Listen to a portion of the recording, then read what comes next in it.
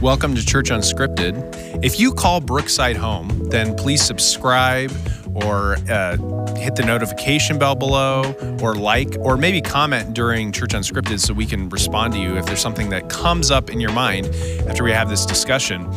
I'm excited that Pastor Eric and Pastor David are here with us today. And we've been in a series called Worthless. And this last Sunday, can you kind of, maybe if you haven't heard the message yet, Eric, can you kind of give us a kind of a summary of the message?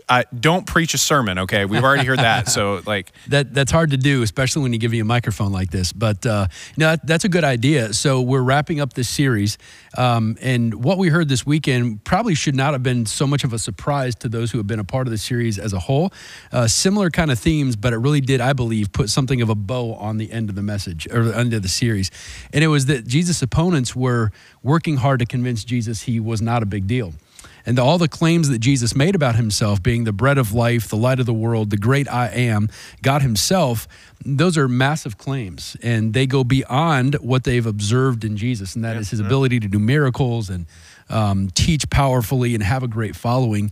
To make those kind of claims is really too great of a claim for really anybody. And so they were trying to convince Jesus he wasn't a big deal, which is what we believe that our enemy tries to do for us. He tries to convince us that we're not a big deal.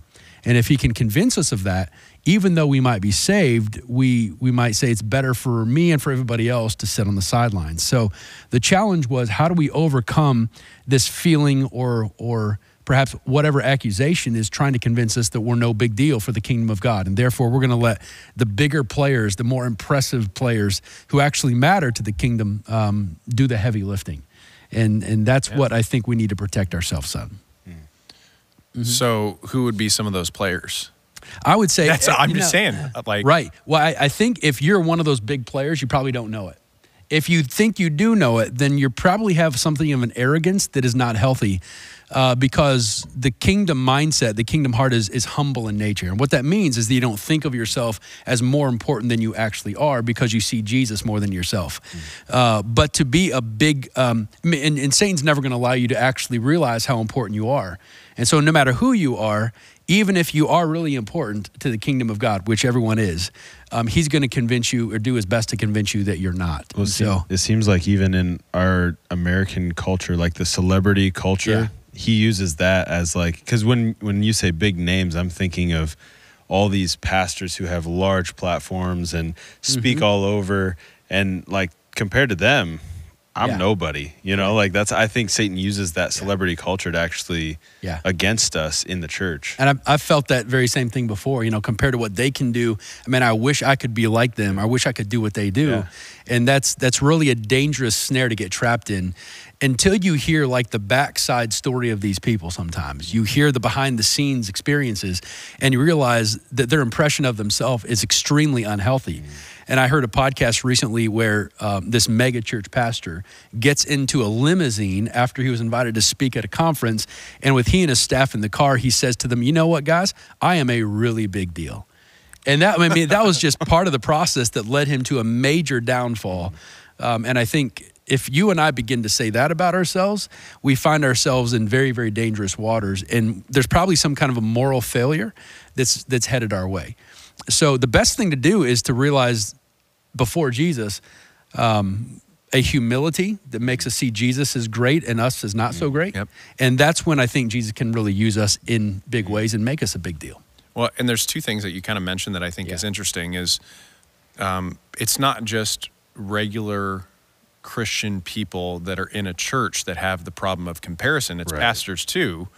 So just as much as the person in the pews comparing themselves to us as we're on stage preaching or singing worship music or doing an event or something like that, it's the comparison that happens with pastors with other pastors. So really, comparison is kind of the enemy, isn't it? I mean, that's what the enemy uses to make us feel that we're less valued. So your kind of second idea on Sunday was it was really good. It was God's word is not just the truth he gives to you, but the value he places in you. And so, any suggestions if you're someone watching this, like how can you focus on how God values you, like every day, and maybe some practical ways of doing that?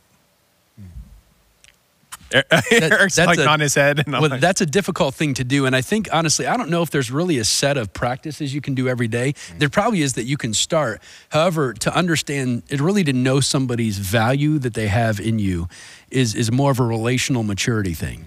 And so I could tell you that I know my wife loves me. I mean, on our wedding day, she said the vows, she said all the right things. And on occasion, now more than that, every day she says, I love you, right? So I know the truth about her love. However, it's the relational connectedness that where I feel the value that I have in her. And I think that's not something that I can, well, you know, actually there is some everyday things you can do. So if I'm going to remember the value that my wife has for me, then I have to make sure I spend time with her. I have to make sure there's communication between us. So if the relationship's not there, then you're going to quickly lose the feeling and the knowing, the experience of being valued by someone. So essentially, I mean, if you're not spending any time with God, you can't know that God values you. I don't believe so. Yeah, it doesn't. That doesn't make any sense. David, you got anything to add to that? I think of like the song that comes to mind is Who You Say I Am. The bridge is I am chosen, not forsaken. I am who you say I am. Good song. And I think every day is a identity battle. And so if we can proclaim those truths over our lives, over our hearts, by knowing Scripture, knowing the truth, I think that's a really practical way of saying, like, I am a child of God. He loves me. He chose me, like all of these things, and just constantly reminding ourselves it's not a magic pill, but it helps us to be able to. You mean you're not giving us a self-help like thing? It's like basing it on what's in Scripture. Yeah, right. Okay, yeah. Right. So I had a couple thoughts when you were saying that. One is I did something a few years ago, and whenever I'm in a funk, when I feel less than valued, I write down things I'm grateful for. But then I've changed that list. It's not things I'm grateful for, because things I'm grateful for can get really cheesy. You ever do it with a kid? It's like, thank you for my toys. Thank you for, you start like getting really, really material. It's material possessions but writing a list of gratefulness for what God has done. Because it's so easy to forget what God did 10 years ago, but God still did that 10 years ago, and he still loves you just as much as he did 10 years ago. Or the things that God has done along the way, those little steps. And I think if you actually create a spirit of gratefulness in your heart for God, you start realizing how much he values you, because you're like, wait, God did all that. Yeah. God worked in my life. It couldn't have happened any other way. God provided. God did this. So I think in some ways, it's not as easy as there's no magic pill, to use your word. There's no like one way of doing it, but time and space with God is definitely like the primary way of finding out how we're valued. Yeah. I mean, that's important. Yeah, I think the longer you walk with him, the more you see the practical ways he shows you his value. This came to mind when you probably have heard this week in the church world. A giant in the church world, pastor in, is it Boston? Tim Keller? Yeah, Tim Keller. Yeah. He passed away. No. Manhattan. He was from Manhattan. Yeah, that's right. New York. Yeah. So he passed away, and it wasn't a surprise. He had cancer, so they knew it was coming and everything. But I was fascinated by the very last thing he said. He said, "There's no downside to me leaving this world, nothing in the slightest." And I thought, how can somebody say that? Because I mean, you're leaving your ministry, you're leaving your family, your grandkids, and I'm confident that he wasn't excited to leave them. However, I think by that time in his life, and I think he was 72 or 73 when he passed away, I began to imagine what compelled him to say that. And he probably thought through the plethora of God's blessings that he has seen and experienced in his lifetime. He saw how God gave him a purpose and a calling, and how he had the chance to preach the gospel.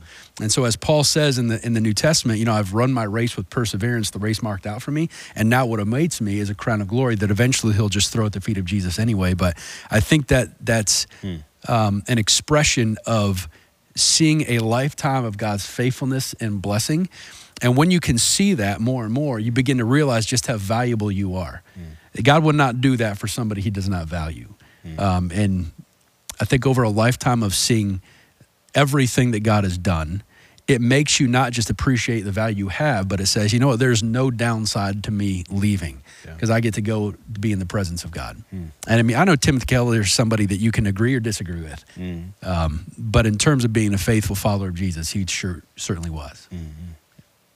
Yeah, I was a little sad. My wife and I were talking about him because I can think of many people that I knew that were, we've talked about this sometimes, being influenced by a pastor, but on the other hand, like just the fact that he did what no one else would do, go to Manhattan, start a church in Manhattan and preach the gospel, and then have that go out and plant churches in cities, and a lot of things that he did.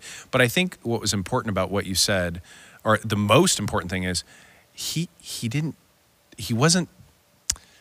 what he said last was, I'm going to be with Jesus. Like, he's excited about that. Like, I've done everything I possibly can. My physical body is failing me, and now I'm going to go be with Jesus. I think many of us hold back because we think, oh, I've got this one more hill I got to climb, or this one more thing. And sometimes we have to realize, like, it's in God's will for us to meet him and be with him. And so God places a lot of value in us.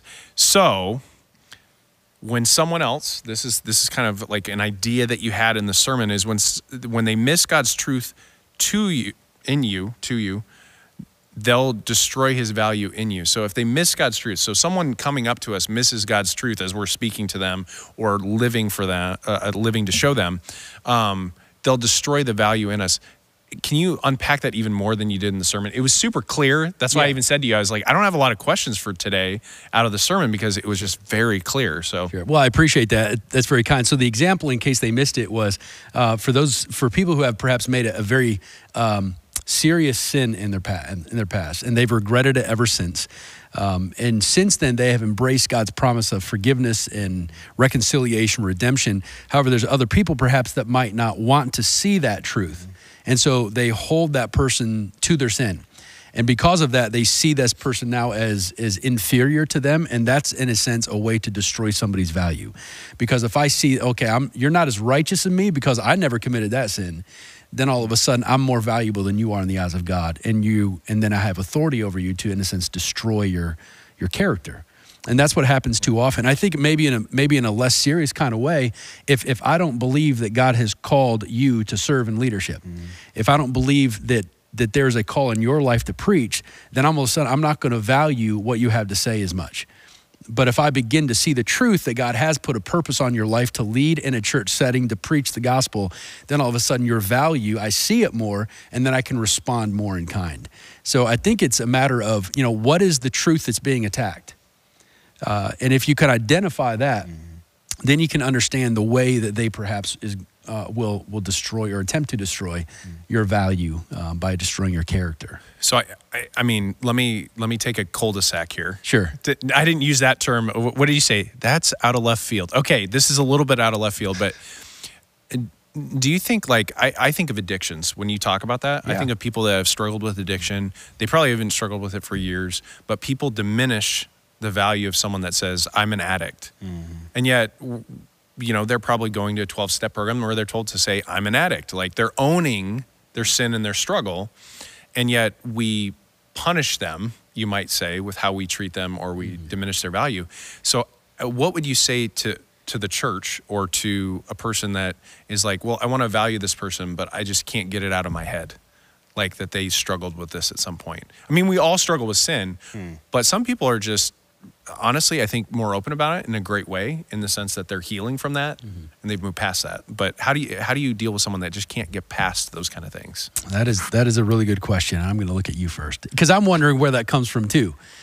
Because if you know the truth of what God has done, then how is it that we can continue to, hold people's past, hold people's sins over their head? Why does that happen? Yeah, I honestly, I'm not sure. I think a lot of it comes down to we tend to try to protect our identity, or what we think is our identity, by attacking somebody else's. That makes sense. And so I think a lot of times in the church, what we can do is say, well, I've sinned, but I've not done that. Like, we almost have this like hierarchy of sin. But that's cultural too, right? Because I've talked to missionaries. So in Africa, sexual promiscuity is a little bit different than here. Like, if you have an affair here, you lose your pastorate. There, it's more common. Yeah. And in certain countries, they dismiss it.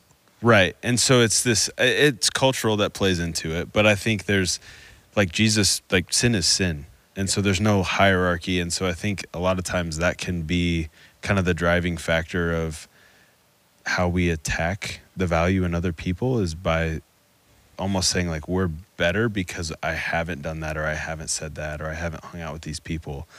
And what's the saying? I don't hang out with, I'm going to botch it. Girls that drink or smoke. Oh my! You totally destroyed that. What is that, guys? I don't know. But know. Girls that whatever drink that and smoke. I don't know. You know what I'm talking about. Just play cards. Like that's kind of been playing cards with faces on. Oh yeah. No, I think it was like, I don't drink or chew or date girls who do. Yeah, I get it? Yeah. But I mean, that's kind of the culture that we've all kind of grown up in the church, is like we cannot associate with that. Right. Yeah. But really, we should be hanging out with those people. Are we having the same conversation we had last week when we talked about shaming? Because I feel like that's where this very could much. go. And one of the words that came to my mind, and I've been kind of wrestling through a story of this happening with a leader that I trusted this week, of spiritual abuse, and how that even plays out in this attacking the value in people. And you mentioned even like how the church can sometimes be the most harmful towards people. And I was just curious, like how we protect against that. Right. Like it all kind of fits together with the value, with the shaming, with the abuse. Like I have an idea of where this comes from, though, and I think it comes from the church historically being taken advantage by perhaps what you might call spiritual wolves. I mean, the Bible talks about wolves in sheep clothing. And so I think out of an attempt to protect the integrity of the gospel, the integrity of our community, we're very much on the lookout. Our radar is up for people who we might perceive to be a threat to that. And so if you see somebody who is somehow inferior to you because either they have committed a sin. I mean, why would somebody who loves Jesus do that, ever? They must not be nearly as spiritual or much or nearly as faithful as they're presenting themselves to be. So we put up our defenses and we protect ourselves, we protect our community from what we perceive might be spiritual wolves in sheep clothing. So I think it's almost as if we would, in a sense, let our guard down and give them the grace that Jesus gives them, then we're opening ourselves up to being attacked again and getting hurt again. And we don't like to be bullied. And so we, in turn, become the bullies to protect ourselves. Wow. And I think that was deep right there, Eric. Well, thanks. I appreciate it. Yeah. But I think that's the way not just the church operates. I think it's the way the culture operates. It's once you've been burned, you don't want that to happen again. And so you put in protections in place to prevent that, even if it means you do some kind of a verbal or character assassination on somebody. Well, and this is not the time or place for this discussion, but you just described what I see as like 90s purity culture. I know what you're talking about. It's like, oh, you have the purity ring, you have this, and if you don't have the purity ring, right, shame on you. Like you get the scarlet letter, to use another metaphor. And so I think that we as Christians need to realize that like God does not value sin differently. But the consequences of sin are different. Sure. And yet those consequences are not what we should be like, oh, Eric, your consequences are worse than mine, so your worth and value is different. Right. Like we can't base someone's value on the consequences they have for sin. There's some people that are serving inside of a cell until they meet Jesus because of their consequences for their sin. And so... And I'm not saying that that's wrong. I'm not saying that we're trying to anyway upend like the judicial system. In fact, even in Scripture, there is some instruction on how to deal with people who have become toxic and cancerous within a church. It's you approach them and then you bring some more people to challenge them. But then if it doesn't happen, he says kind of ask them to leave the church because they become toxic. And I don't think in those cases they're attacking the person's value in the eyes of God. What they're doing is they're preventing toxic behavior, toxic mentality from corrupting the culture and the atmosphere, the gospel itself within the church. And grace also is protective. Like Jesus does not want us to see people continue in an abusive situation or anything like that. It needs to be said because we're talking about it, but the reality is like that's a obvious thing that we need to say. You had a few different applications, and the first one I found very interesting because I think we're going to have different answers to a question I have. Okay. You talked about, I need to memorize scripture that speaks to my value. So I'm going to ask you a simple question. How do you memorize scripture? Lightning round, David. Well, we talked about it last week. We did. John. I know, but it's if you still weren't there. paying attention, maybe you should go watch. He's No, I'm got short. Well, memory okay, loss. so I do remember a second question. I'll add a second question. Have you ever memorized passages? And you talked a little bit about that. So what's the difference between memorizing a verse and a passage that you've done? Yeah, so verses, I think, speak very specifically to perhaps what you're going through in a momentary kind of circumstance, and those are super valuable. And I can't tell you how many times, not just me personally, but people I know have said, I just read that verse and that spoke directly to what I'm going through. And after that issue is gone, perhaps they're not memorizing that verse as much anymore because it spoke directly to a temporary need. However, when you memorize passages of Scripture, you're embedding into your mind themes of Scripture that speak to the heart of God. And I think that's the value of it, because we can very easily have that perception of God's heart and God's mind be corrupted by the other things that we see. So if we let scriptural truth be overwhelmed by things that are contrary to its nature, then we are at risk of having a misinterpreted perception of God's heart and mind. So passages, lengthier passages, keep his heart and mind intact.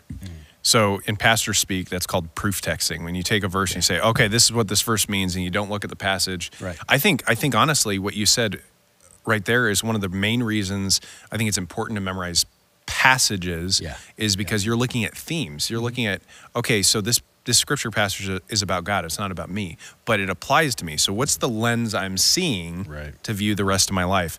And yes, David, we did talk about it last week, but he brought it. He brought the application this week, and I thought, listen, we'll take every chance to pick on him as we can, right? Yeah, definitely. So you had two last applications that I really think are important to discuss, because you said when they pick up stones, I need to hide in Jesus. And then if I picked up a stone, I need to repent. Yeah. So I'm going to ask this really broad, open-ended questions. How have you been hit by stones? What stones do you think people are throwing? Not just at pastors, but at people in Christianity and in the church. I have several.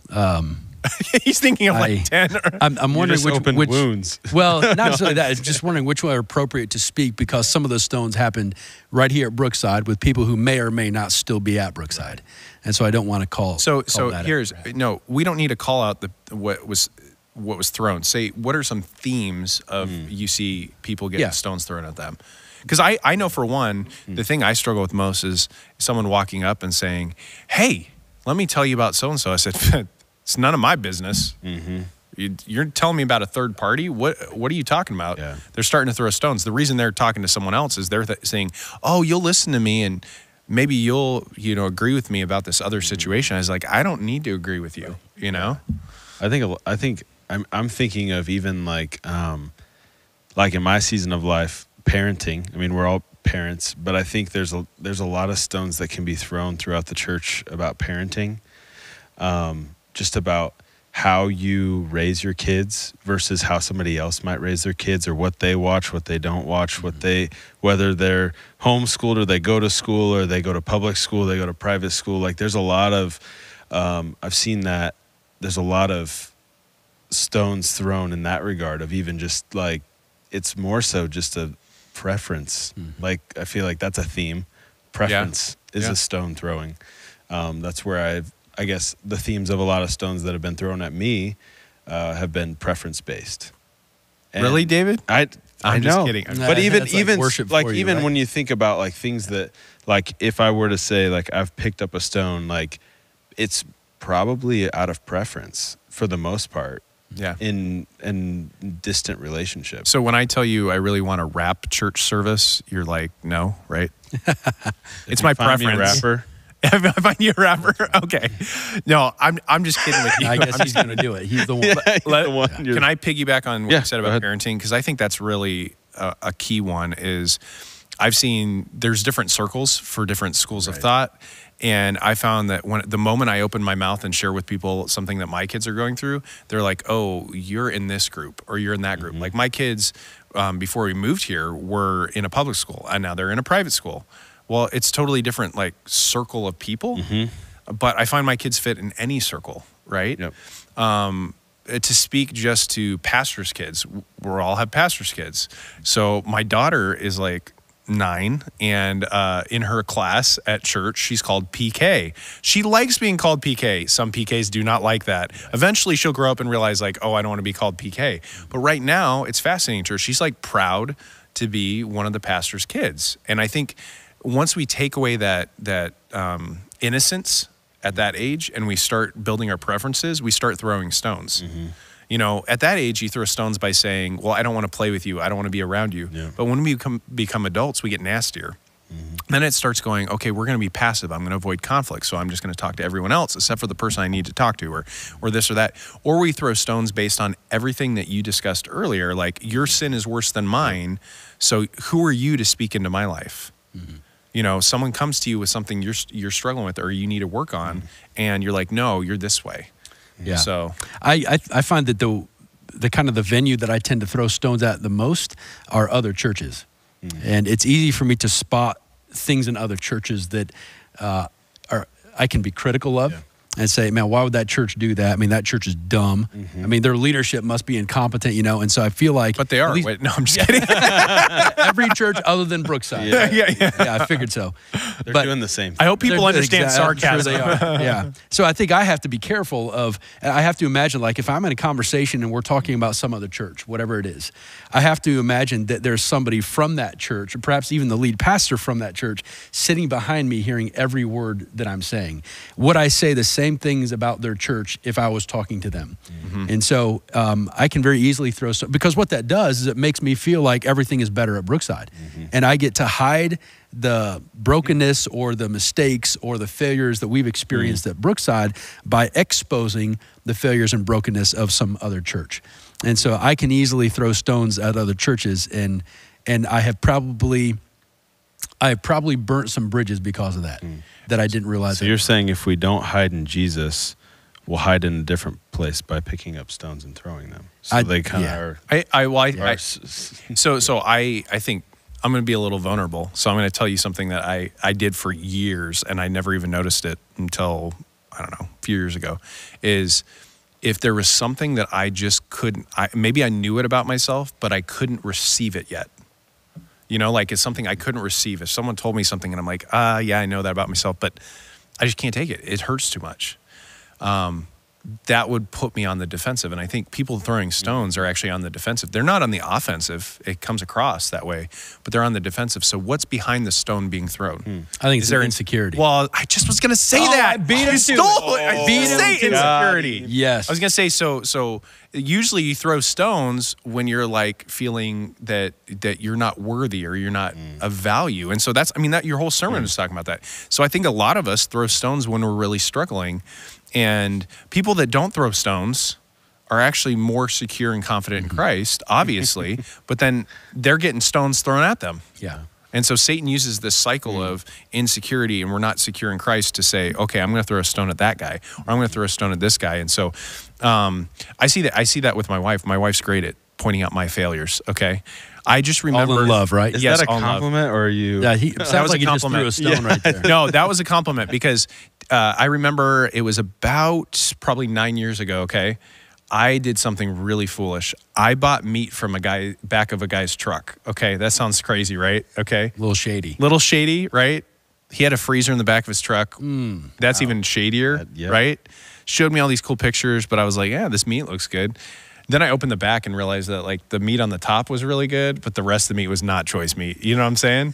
So in this big frozen box. Swindled you. Yeah, swindled you. And so then I call a phone number, and it was a whole thing, right? I got my money back anyways, but my wife saw... What does that have to do with... Just wait. I'm waiting. I was so flustered at my mistake that my wife just sat there and said, it's okay. You know you messed up. I'm not going to say anything, because she was ticked too. But what my point is sometimes instead of throwing stones when someone's struggling, we need to receive the stones and just kind of put them on the ground. Do you know what I'm saying? Like, if I was going to throw stones, I'm like, oh, it's your fault. You didn't tell me to not do this. Yeah. Okay, well, hold up. I'm going to put the stone down. Mm-hmm. I'm just going to let it sit. I'm not going to throw any stones at you. Let's just talk. And I think we don't do a lot of that as Christians. We receive the stone and then we get defensive, because we've got our own insecurities and stones to throw back. And then we end up in this giant David and Goliath, but it's really David and David kind of thing going on. Sure. Hopefully we're all Davids.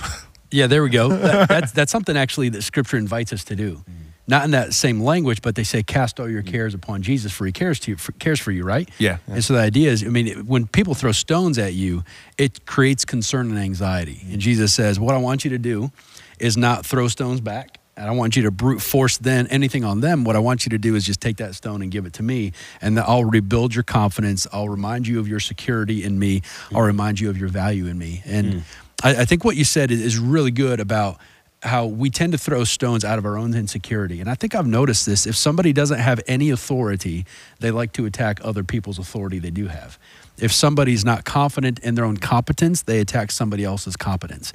And I think we have to be careful when we do that ourselves, because if we're throwing stones, then it's probably coming out of an insecurity of what we have. So if I'm attacking other churches or other leaders, then there's probably an insecurity that I'm not confident in my own leadership, so I've got to attack yours. And it takes the focus off of us. I think of almost a spotlight. Sure. When the spotlight's on us, do we flip the spotlight on someone else because we're like, So this is a gigantic pivot. Okay. So Sunday's sermon was very clear, and that's why I was like, so what are we going to talk about? Okay. But I really want to talk about our new series that's coming up. Just a little snippet of that. We're going to be in Nehemiah, which you said Sunday, you were talking about how some people, this is their favorite Old Testament book. It's mine, so I'm excited about that. Maybe give us an idea, a picture of like what the whole series is like. I mean, I don't want to preach your sermon for you, but chapter 1, I love chapter 1. Okay, chapter 1, and then chapter 2, it's like, oh, you can't beat chapter 1, but you do beat chapter 1 with chapter 2. So yeah. So apparently, officially, we are done with any conversation about worthless, and we have moved on. So, whoa! I just put a bow on it and be done with it. Talk about left field, goodness. That's right. So, and it's a great pivot. So, I love to set people up for this. So, Nehemiah is my favorite Old Testament book to read because not just because of the position of leadership that we have, but because it speaks to the community of the church that has so much potential in it. I doubt most church communities or communities of believers have experienced their full potential. And I think Nehemiah is a picture of what can happen when everybody in the body stands in their purpose and does what God has called them to do. And so the theme verse is Nehemiah chapter 2, verse 18. And word for word, I'm trying to remember what it says. You've got it right there. Well, my version is different than yours. Go ahead, say it. Says, let me tip it up so I can actually read it. And I told them of the hand of my God that had been upon me for good, and also of the words that the king had spoken to me. And they said, this is the theme part, let us rise up and build. So they strengthened their hands for the good work. Yeah. I think my version says, yes, let's start, let's go. And so they strengthened their hands and began the good work. And I love that theme because it's the people didn't just get the vision. We have a lot of churches that, and I would say hopefully Brookside is doing better and better at communicating vision. And if you're a strong leader, you can motivate people really well, right? And I think the people, if they're motivated, can see the vision. They can even see the fruit of it and celebrate it. It's a whole different conversation to see everybody say, let's do this, and they started the good work. They started the good work. And what I love is Nehemiah is all about an entire group of people doing whatever their part is to satisfy the vision of the community. So although it's called Nehemiah, it's actually not about Nehemiah. Yeah, I think this is far less about Nehemiah and far more about the people who you will never know the names of. The people who had a spear in one hand and a shovel in another hand, or however they did that.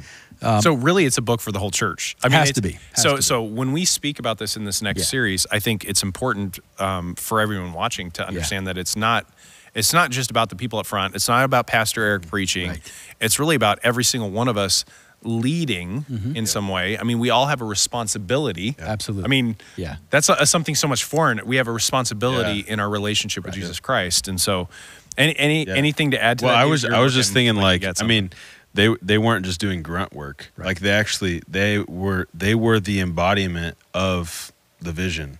And so I think a lot of times in the church, especially, we can feel like, well, he does the important job because he preaches, and then we're just like the busy bees, like the worker bees. But no, it's like we're all supposed to carry out the vision of the gospel everywhere we go. Yeah. And what I love about Nehemiah is it's not just motivating a group of people to satisfy a vision. Mm-hmm. Anybody can do that in isolation and without any threat. But a huge theme in Nehemiah are the various different angles of threat and danger that come at them. I'm not just talking about from their enemies who are opposing the work. I'm talking about from their very own people. Yeah. I'm talking about the people who are being excluded from their own brothers, who are being charged crazy interest rates for land and so forth.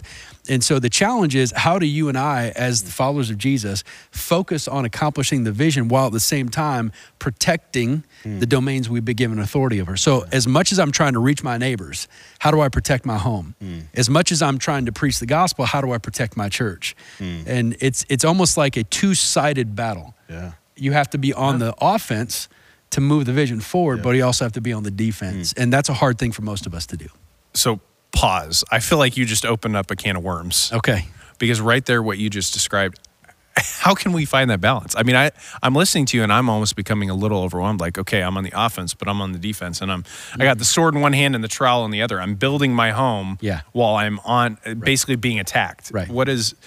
most of us don't do two of them together. We focus on one at the expense of the other. Yeah. And so if things in life seem to be going well, our marriage is in good order, our kids are fine, our career and finances are good in shape, then we say, you know what, I've got some time now and energy and mental space to focus on what God's calling me to do. But you know what, my marriage isn't so hot right now. And I really need to focus on defending that. And so I'm not saying that they should take attention away from a broken marriage. What I'm saying is this: there's a way that we can defend against the attacks of our enemies, including the very people in our church, and at the same time be a part of this work that God is doing. And that's why this is an entire summer series, because it's going to take all summer for us to really digest this. And so I'm really looking forward to the conversations. Yeah, I'm really excited. For those of you that have not read anything from the Book of Nehemiah, do you mind if I read one of the verses and kind of close us with that? I think it's so important. When Nehemiah hears about Jerusalem and the walls being broken down and the gates are destroyed by fire, this is what happens very immediately after. He says, "As soon as I heard these words, I sat down and wept and mourned for days. I continued fasting and praying before the Lord, the God of heaven." And I just sit here and I think, wow, when we hear that God's kingdom is being attacked and the walls are being burned down and there's things that are being destroyed, do we immediately think, okay, I'm going to mourn, I'm going to pray, I'm going to fast, and I'm going to seek the Lord? And so I think that's something really exciting about the series, is that we can all do that individually, corporately as a church, and move forward with the mission, both on the defense and the offense, all together. Yeah. So thank you for joining us at Church Unscripted this week. We're really excited you're here with us. Please subscribe if you consider Brookside home. We're looking forward to this next series starting this next week. And also hit the notification bell so you can see us each week. Leave comments below. We'd love to hear from you and talk to you after this.